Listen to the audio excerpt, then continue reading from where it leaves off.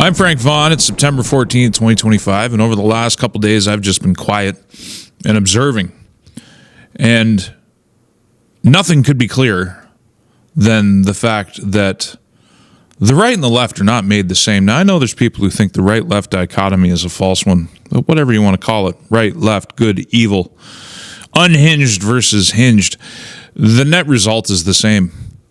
There's one source emanating mental illness and unreality.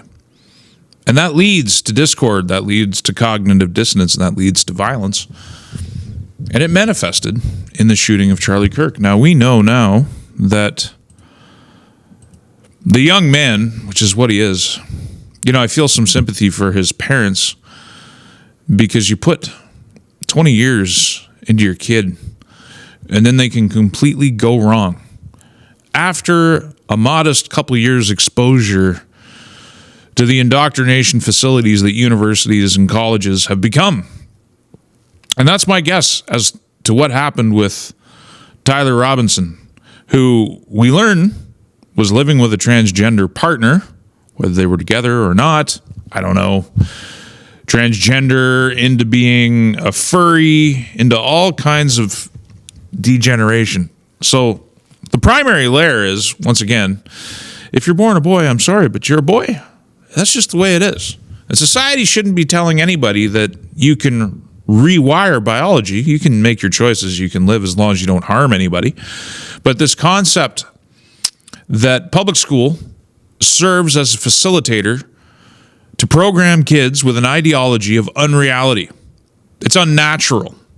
It's not proper. You can't build a civilization around it. In fact, the only thing you can do is destroy order everywhere you find it. But then on top of that, you got the whole furry thing. So not only are you pretending that you were born in the wrong body, you're also pretending that you're a complete other species, and we're supposed to enable this now. Kids get suspended in schools right here in Saskatchewan because they bark at a furry, mockingly, trying to communicate with it in its own language. We call that bullying. We call that picking on a visible minority. But what it actually is social enforcement of norms. Those norms which built Western civilization. We never needed the government to come along and tell us how we should and shouldn't behave because society had figured out that these things were toxic a long time ago. But nowadays, we just promote this unwellness. And I think one of the sad things, one of the sad truths that comes out of events since Charlie Kirk was assassinated is the left doing its normal thing, saying instead of taking full responsibility for all the unwell illness that they've unleashed on society, whether it's race wars, they talk about the right being divisive. It's not the right that's divisive. The right wants to create, or good wants to create, an equal playing field for everybody, where if you're a bad actor, regardless of your ethnic background, race, color, creed, or delusions, if you're a bad actor doing bad things in society, you get removed from society one way or another so that the rest of people can continue on building civilization and keeping it all together. But now, the left wants that removed. They want every type of sodomy, every type of hedonism, every type of vile base illness, every retreat from greatness, because human greatness only derives from self-discipline. Human greatness only derives from dealing with the reality that's before you and not hiding from it. If you don't pay your bills at the end of the month, services start to get shut off. If you don't pay your mortgage or you don't pay your rent, you start to lose your home. These same kinds of consequences apply to when we start to believe manifest delusion as though it were something real. And we're seeing this all around us. And the left's only answer is that we have to just tolerate and accept every single deviant behavior. And nothing could be further from the truth. We need to rediscover the value of intolerance. We often talk about discriminating taste when it comes to art. Or discriminating taste when it comes to wine or whiskeys or beers. And yet we're not supposed to apply discrimination in society. At the country level or at the cultural level, we're not supposed to discriminate. We're supposed to just accept and tolerate every type of deviance, to the point where people actually make the argument in public that a guy who was already caught raping a minor, and there goes the algorithm again, raping a minor, gets out on probation, and then rapes a 3-year-old to the point where they're damaged for life.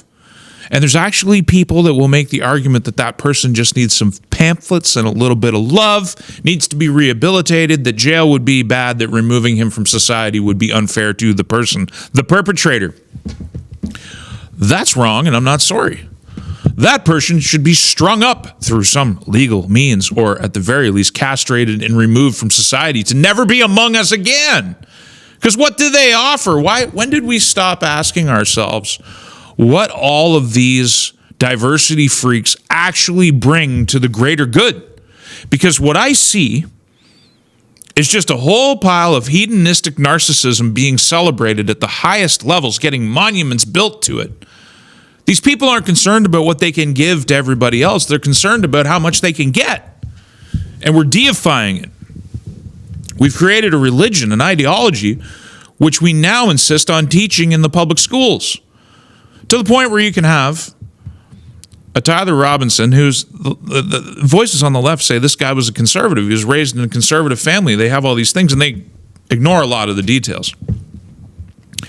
But even if that was true, it only took a few years of higher education to completely radicalize this guy to the point where he threw his life away. Now, there's other oddities around the shooting, but I think the thing that we should be focusing on more than anything is that we've let the left get away with this for way too long. They burn cities down when they're figureheads, even if they're not figureheads. Charlie Kirk was a known quantity before he got shot. Everybody knew his work. Everybody knew what he was up to. Nobody knew who George Floyd was before that incident happened. Completely different circumstances, which I don't want to parse now. But cities burned, violence was committed, and to this day, you can protest in the United States calling for the death of all white people. And no one's going to bat an eyelash at you. The media is not going to cover it. They're going to call you mostly peaceful. That has to end. When your child errs greatly, when they start misbehaving, when they start yelling at their mom. I actually watched a really funny video the other night, and it was a setup between the kids and the mother. They conspire for the child to tell mom to shut up. And it was a whole compilation of how involved dads get when the respective mother is in question. This is one of those things that the liberals don't like to talk about. This is one of those things that leftists don't like to acknowledge, and that's the biological reality of the order of the household, what makes a stable household. They often talk about patriarchy, and that the man is the head of the household is somehow vile and evil and means that the woman has no control. In my household, there's no doubt that daddy getting involved in a dispute amongst the children or between the children and my wife is pretty much where the buck stops. When dad gets involved, things happen.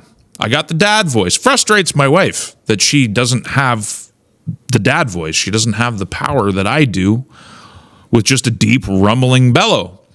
But there is a moral. There's an underlying ethics. There's a reason that daddy's getting involved. And because we have this natural order, things flow a lot better. My kids go to bed at night. They go to bed at the same time. They go to sleep. It's not a big deal. It's not a big dispute. Sometimes they get up through the night, just like normal kids do. There's nobody yelling at each other. There's no behavioral outpourings. Like, the whole place just flows. My wife doesn't feel like she lacks control. You know, what she wants, she gets. She runs the household. But above all, I seen a diagram once, and I'm drifting a little bit here, but it was a series of circles. And it had one circle that was the outside shield of the whole family unit. And then mom was inside that circle. So dad was the outer circle, mom was the inner circle, and the kids resided protected in both. The point I'm trying to make is sometimes daddy's got to get involved in a way that only daddy can. And we can see this in sociology. We can see this in the study of psychology, that in households where there is no strong father figure, kids have terrible outcomes. They lack in empathy scores. They lack in sympathy. They commit crimes. It's very difficult, or it's much more challenging to raise responsible, feeling children without a strong father figure in the household. And that's not to diminish the role of mom, which is, it's beyond description. I watch the way my wife is with my kids, and I'm constantly in awe of her nurturing power. It's a reed blowing in the wind, whereas daddy sometimes is the axe that comes along and knocks it all down. When you scale this up to a societal level, what you have is a whole bunch of misbehaving kids. They're doing terrible things. They're not listening to mommy at all. They're not listening to kindness. They're selfish. They're out of control. They're dirty. They're believing delusions. They're upset every time someone doesn't give them what they want. The kind of behavior that you wouldn't tolerate in your kids if you're the head of a decent household.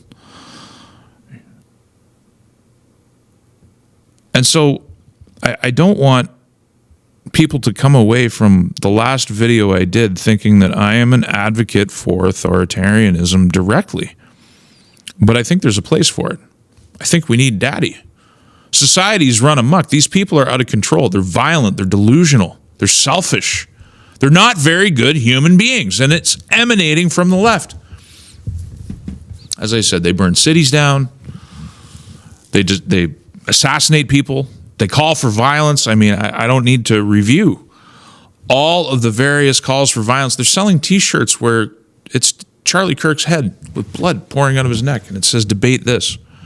Heartless, cruel. These are the people that are supposed to be all about rainbows and understanding everybody. And yet, when it comes right down to it, when you scratch the surface, they're just a bunch of cruel, evil people. And the ideology they're promoting is evil itself. And we've been far too tolerant.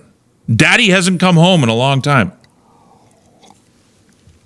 So what I'm talking about here is the clear need for order to be restored, for decency to make a comeback. And they're not going to do it voluntarily. When your kids are out of hand, if you don't take them in hand, what happens? They run amok. If there's no discipline, they just keep going. They go and they go and they go until they hurt others, or they self-implode themselves. That's what your whole game is as a parent, is guidance, instilling discipline and teaching them values. Who's teaching us values in society? Who's instilling discipline in society? What voices in power are telling the children that they've got out of control and guiding them back to sanity and sensibility? We need a sense of discipline to be restored. It is absolutely unconscionable that we be allowed to carry on this way. There are better voices. There are better leaders out there. They need to be empowered, because not everybody's created equal. Not every ideology is equal. These people will lead to the disillusion of our society and nothing but violent outcomes, nothing but chaos. So, we tried understanding. We tried tolerance of everything. We allowed them to silence the opposition, which continues on. I mean, it's crazy to me when I have the opportunity to talk to somebody back in Ontario who has similar views to mine or has an opinion like mine, how they subconsciously, they lower their voice unconsciously. They whisper when they talk about politics because they've been silenced by all of these ravenous, yelling leftists who seem to control everything. I mean, when's enough enough? How many Charlie Kirks does there have to be? Because it's not just Charlie Kirk. This one landed different. But it's not the first. There are people victimized by this ideology every single day. Now, in the wake of this shooting, I've seen prayer vigils. I've seen prayer circles. I've seen people coming together.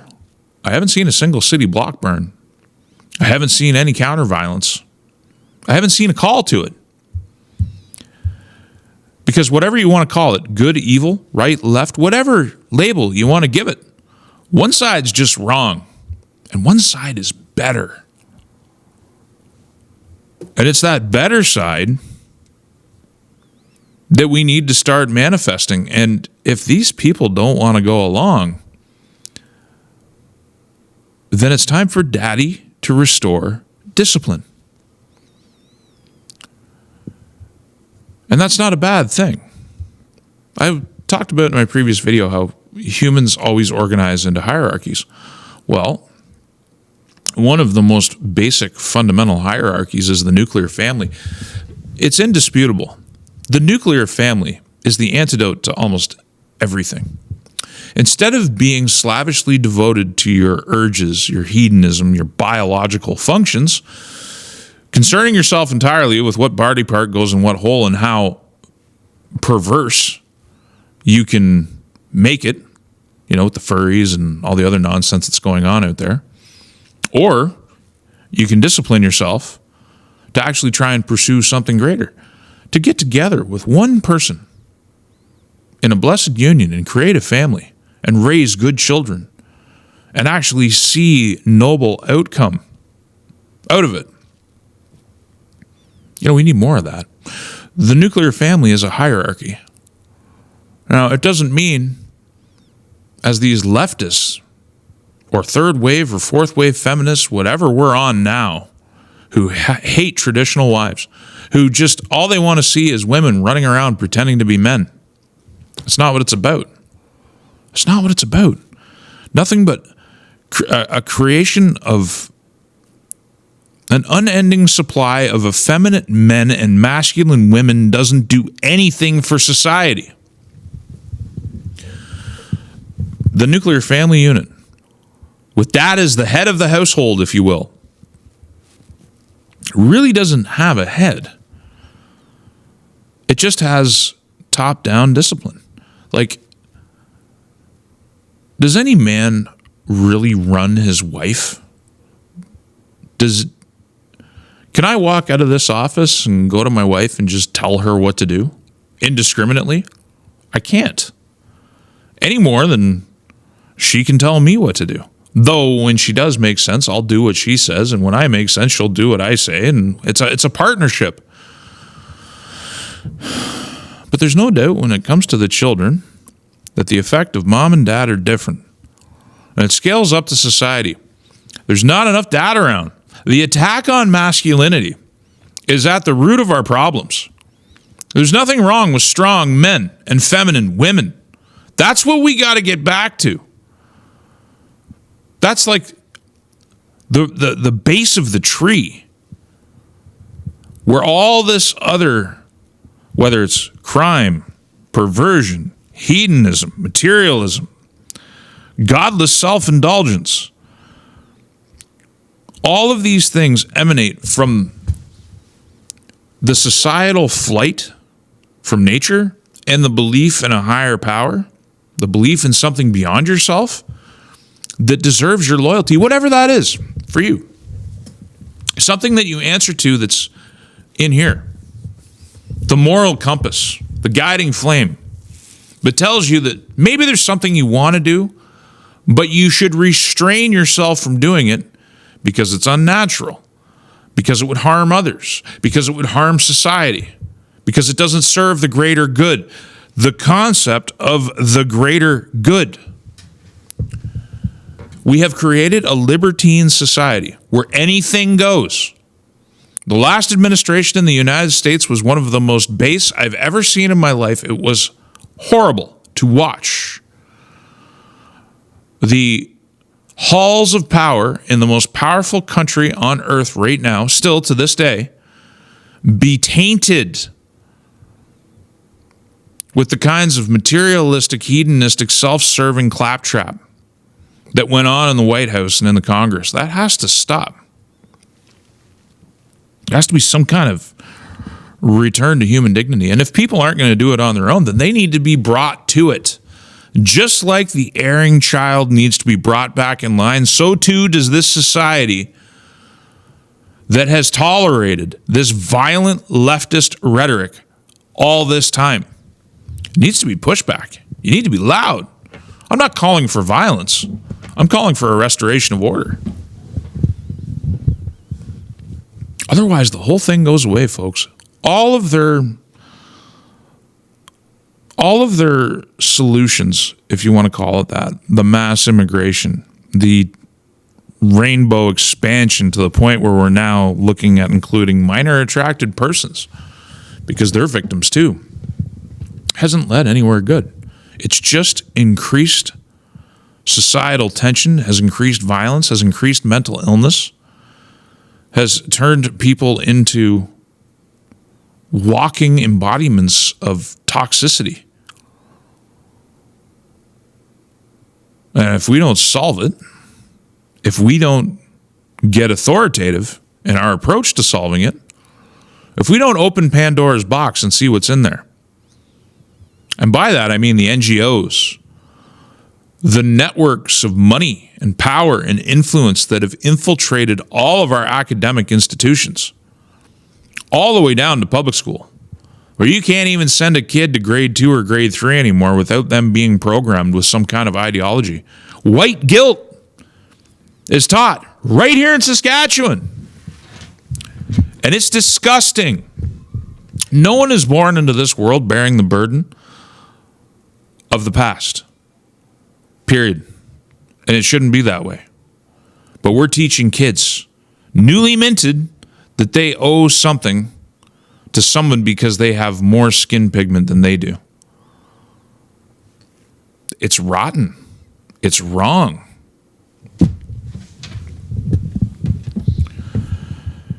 And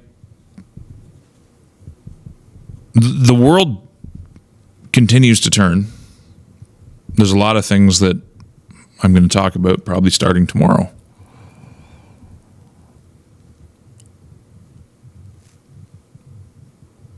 But we need Daddy back. Someone has to set this right. We need an authority. One time, and I know maybe this one's a little bit windy, so I'll wrap it up.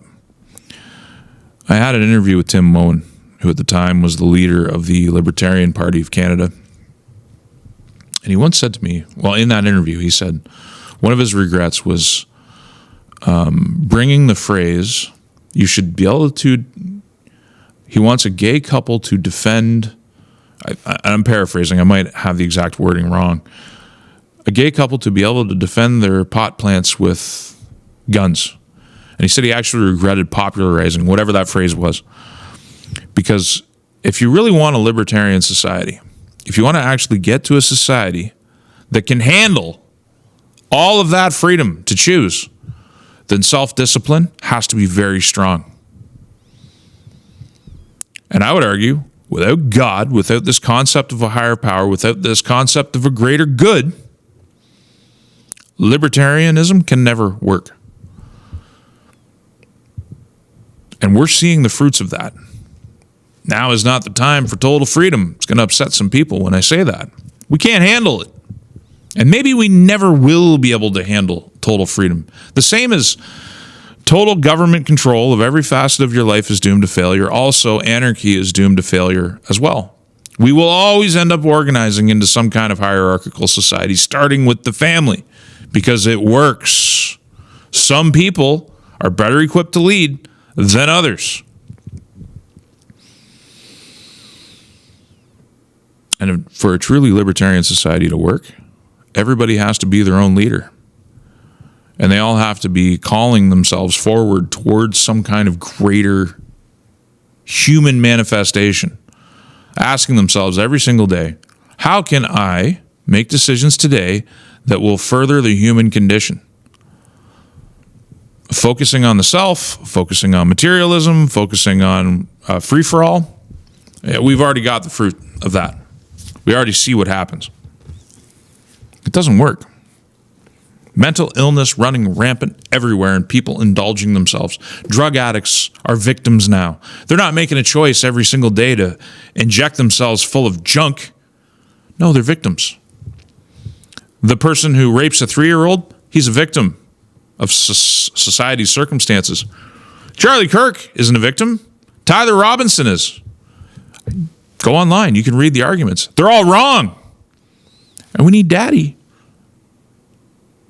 to tell them they're wrong. And if they don't want to listen, they need to be sent to their room until they come to their senses.